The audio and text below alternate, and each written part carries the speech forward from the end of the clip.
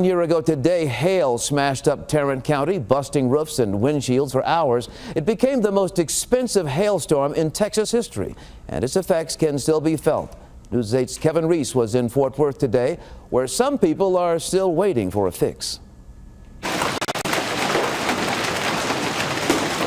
By the time it was over, it was a $600 million St. Paddy's Day. Ruined roofs and pulverized car windows, several dead flamingos and other birds at the Fort Worth Zoo. It's hard to imagine a worse place to be during a hailstorm. And WFAA reporter Jim Douglas standing in the middle of the shattered glass at Fifth Avenue greenhouses. The same owner has had these greenhouses for 40 years. The glass roofs that withstood nearly a century of Texas storms couldn't survive this one. Close to $200,000. That was the dollar damage to Brad Eberling's roofs and his plants. What wasn't sliced to bits by shards of glass was pulverized by the golf ball size hail. There's not probably a day that goes by that I don't think about the ramifications of it.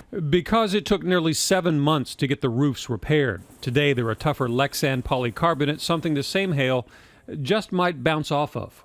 But this 1 year later, the slow wheels of insurance companies continue to turn. For homes and businesses in this part of Fort Worth, just because it's been 1 year doesn't mean the problems are over.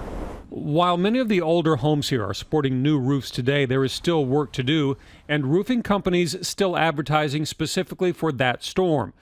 Brad Eberling did get his greenhouses repaired, but the insurance company would not pay for it all. So it's not totally behind us. It still is on our mind, so to speak. By the time the hail hit Plano, Wiley, and San Antonio a month later, it was a $4 billion storm season, the most expensive after Hurricane Ike, and the recovery continues. And maybe when it's all said and done, it will be one of those blessings in disguise. But is he ready to say that a year later? Not yet. Yes.